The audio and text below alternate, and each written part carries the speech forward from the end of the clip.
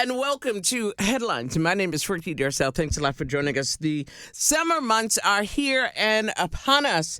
And for a lot of families and individuals looking forward to opportunities for young people in their lives. This is not just a summer thing. It is a 12-month-a-year thing, providing opportunities for young people in our communities. I get it.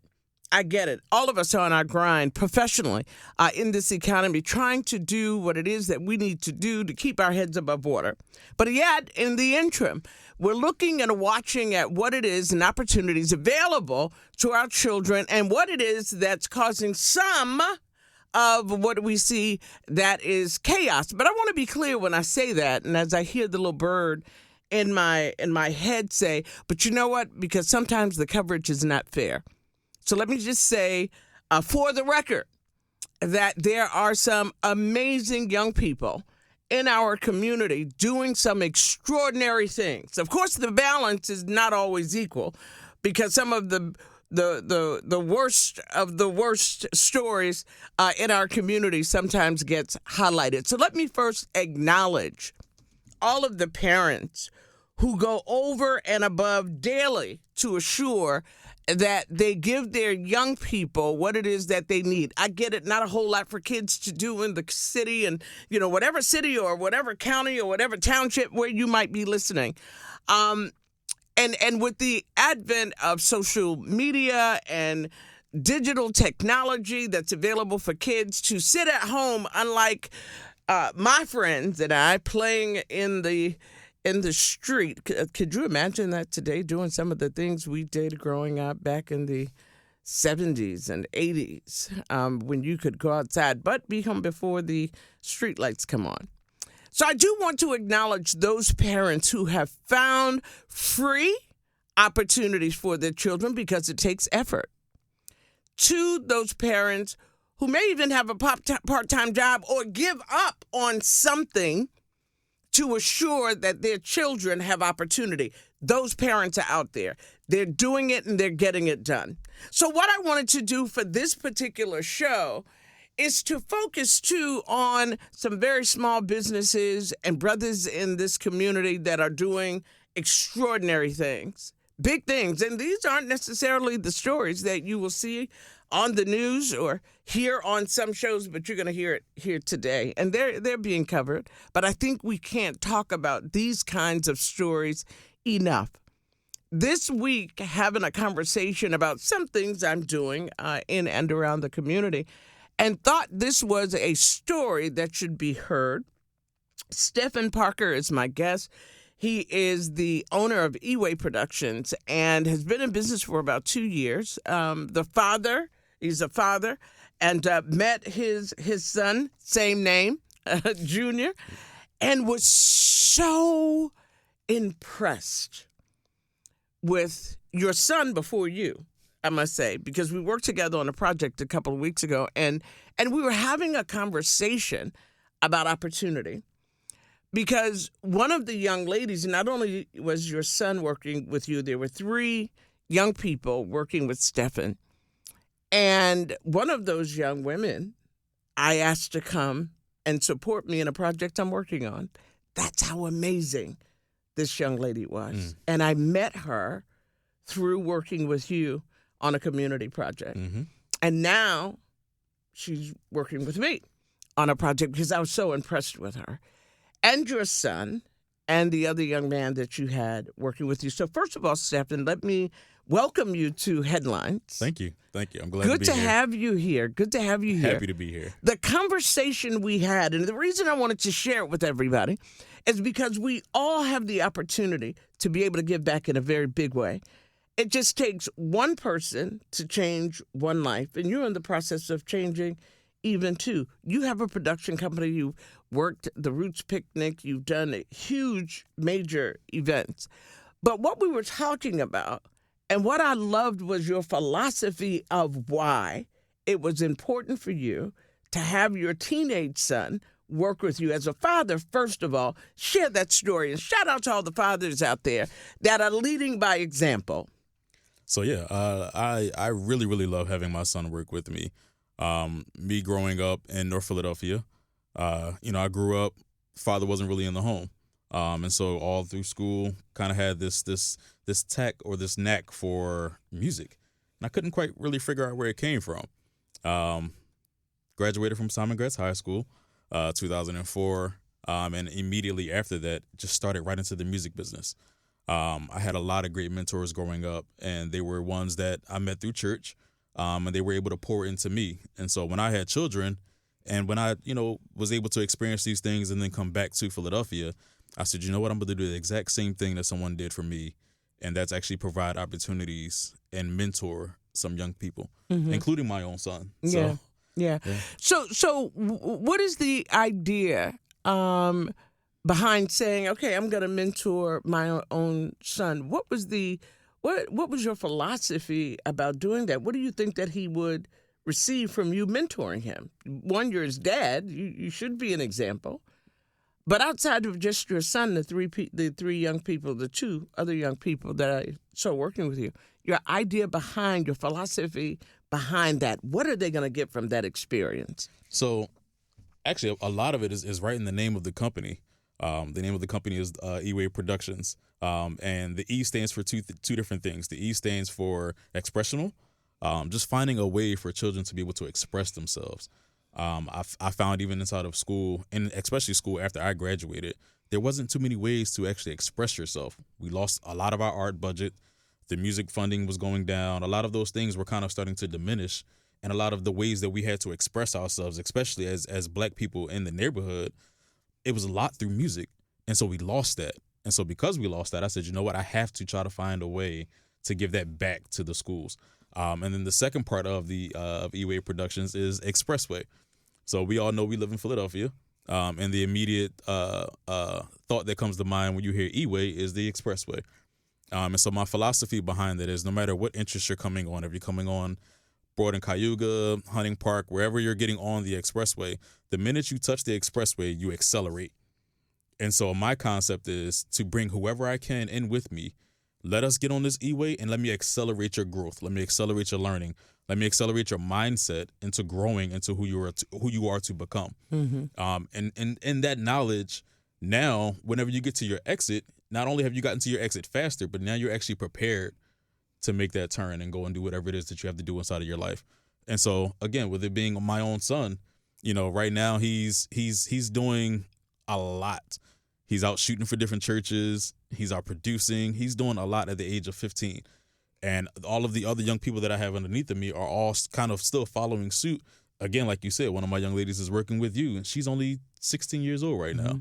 So, for me, that gives me great joy to know that I was able to actually accelerate their growth beyond where they were the year before and the year that they spent with me to be able to get them to where it is that they're trying to go. You're born and raised in Philadelphia. You talked about the relationship or the lack of with your father. Talk about what you see in the community and the reason why what you're doing is so purposeful. So again, it still goes back to expressing ourselves. A lot of us really get into a lot of trouble because we don't have an outlet. And when you don't have an outlet, a lot of things that you have inside of you are bottled up. Me personally, I can say music even saved my life. I grew up, again, in North Philadelphia. I grew up in Erie Avenue, Allegheny Avenue, and it was able to take me out of those environments. Music was able to take me away from that and show me that there's so much more in the world. What is the difference between you and a kid your age, when you were a kid, a young person? What was the difference between you and that guy? The kid my age back then or now?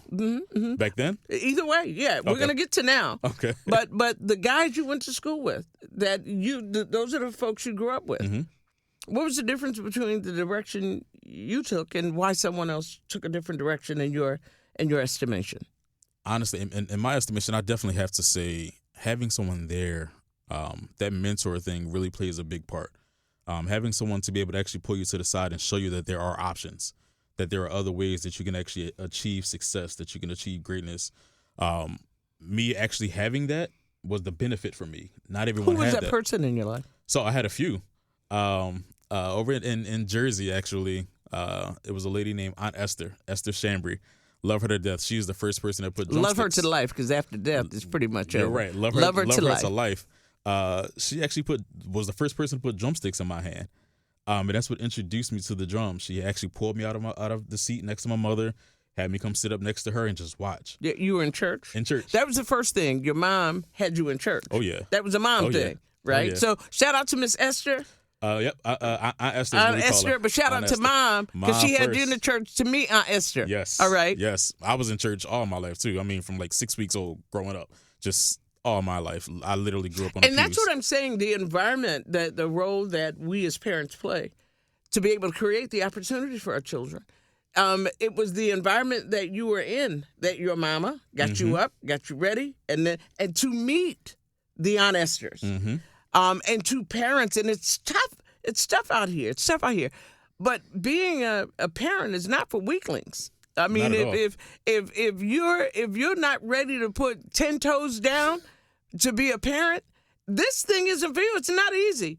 Financially, emotionally, mentally, and physically. And what I mean by that is based on the investment of your time. It takes time, and little people aren't going to be little people forever. And what you give them between birth and 9, 10 years old is what will take them through the rest of their life. Yep.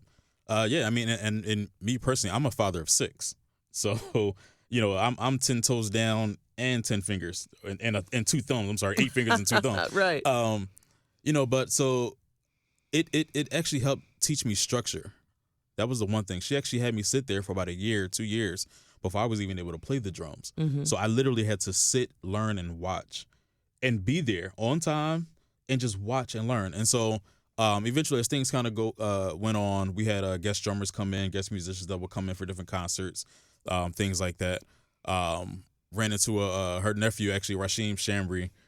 He's another musician that went out, toured the world. I think he's working with Dietrich Haddon right now. So great guy, but he was able to bring in other musicians. And a gentleman named James Mason, his name is Jersey. His nickname is Jersey. He was someone that actually helped introduce me into the structure of tour life. Growing up, like I said, even inside of North Philadelphia, I ran into other guys like Aaron Draper, another guy from Philadelphia, Philadelphia percussionist, great percussionist. So I want to get back to the difference between the direction that you took. So we heard that. Just in your estimation, your observation, and you mentioned earlier that opportunity. There's just no opportunity. You know, I believe people can put opportunity. The opportunity's there. You have to make effort. Effort creates opportunity. So then and now, the opportunities for young people who choose to do something totally different or not at all. So the opportunity to choose to do something different takes a mentality. And for me, it personally took the mentality to say, I want to do something that at the time didn't seem the cool thing to do. And that was the one thing that I had to actually instill into my son was it's okay to be a little, we call them weird. I like the weird people. I love it because that's actually where a lot of artistic expression comes from. If you look at a lot of the producers and a lot of the artists that are out here. So let's go back to the. Sorry. Okay, all right, yeah. Yeah, so given that opportunity versus where I was at the time, the difference is a lot of them they didn't have anybody to actually look up to show them that opportunity was actually available. And you believe that then and now? Oh yeah, because even now, some of the students that I work with now that they see that it's actually available and that it can be achieved, they go for it. It really just takes somebody actually sitting them down and showing it. There are a lot of organizations that have received a lot of money, and I'm sure you've heard of those organizations. And there are a number of them that are doing great work in and around the city of Philadelphia. The city of Philadelphia is not the only city, of course, being one of the biggest in this region. But there are a number of organizations that are providing opportunities for what you're doing by just your mentorship, because I don't think somebody cut you a check from the city at all to be able to work with the young people that I've seen you work with and doing an amazing job. I appreciate it. So the organizations are out there. Why do you think that they're just not overrun with young people? That's actually a really good question. I really, it's hard for me to even actually answer that other than just actually getting into the community and showing them like, hey, not only are we here, but we're not going anywhere. I know that was a big thing for me looking at some of the organizations that actually came into my neighborhood. You would see them, and then all of a sudden you didn't. And so for the people to see me, like I said, I grew up in the same area all my life. And so they saw my growth. They saw the consistency of me saying, I'm here to help, and I haven't actually gone anywhere at all my entire life. Yeah. Other than hitting the road and coming back, I've always came back home. What advice would you give other men, more specifically black men, men of color, in the city, and how they can give back and be the example that you are? Share the information. I am a huge Okay, so we're advocate. sharing the information, but what advice would you give them? Because there's some guys who need to step up or who could step up. What was your motivation and why, I guess the question being a little bit better, they should do what you do or they should do what you've done? The next generation is coming up, and we have to be there to help them get there. Like, there's no way in the world we can actually have all of this, and that's actually what takes me back to share information. We can't have all of this knowledge inside of us and not share it to the next generation that's coming up after us. It's not possible. In order for us to grow, they have to grow. Because at the end of the day, we're going to start deteriorating as we get older. Therefore, if they have the information to help us keep going and keep growing, that'll actually help us even in the long run. Even at the ends of our days, they'll be there helping to push us forward even still. And so being able, for me personally, to take that and instill it into young people and actually share that information and show them that knowledge. Do you feel like you have a responsibility to do that? Most definitely. I think everyone has a responsibility to do that. We're living life. Everything that we're gaining in life, we're learning. Why not share that to the next generation? All right. So your husband, father of 6, business owner as well, in business 2 years. As we get ready to close, and I'm going to ask you about your company, but as we get ready to close, what did you want to say to the guy that's listening right now or the young person who's looking for a mentor? You were able to find a mentor. You know, be careful about who you pick, too. Yes. But just speak to that about, you know, being a mentor and how it has made you feel being a mentor and giving back to young people, as well as running a company. So not only of I was a mentee as well, but not only of being a mentor right now, it fuels my passion. And there's something really, really heartfelt about being able to just provide that and give that time. Time is something that you just necessarily just can't get back. You know, somebody can pay you for it, but when you're doing it out of the kindness of your heart and out of your actual feelings of saying, this is what I want to do because this just feels right. For me, that's my drive. This just feels right to be able to impart these things into these young people and know that they're actually receiving it. Some do, some don't. And then the ones that don't eventually look up to the ones that did and go, oh, wow, I probably should have listened. That, yeah. I should have hung in there. Look at what the end result is. Yep. Yeah. And so, you know, even now, like I look at my son and people are watching his Instagram and they're like, man, I should have came out to those trainings and those programs. Yeah. So for me, it fuels that drive to get those kids, even the ones that say I should have, because they'll come around eventually. They'll go, oh, hey, you know what? Can you give me a call? Can I come out with you guys? Yes, you can. Yes, you can. No matter what you're dealing with, I can always have a way to be able to help you. Eway Productions, my guest, Stephen Parker, Philly-based production and music and video company. How can they find you on social media? So we are Eway Productions on Facebook, Instagram, what's the other one? TikTok. I almost forget about TikTok all the time. Yeah. And as well as our website, www.ewayproductions.com. All right, Stephen, thank you for joining me. Thank I you. appreciate that. It's the first half of Headlines. We'll be back after this. We're Philly's best R&B and Throwbacks 105.3.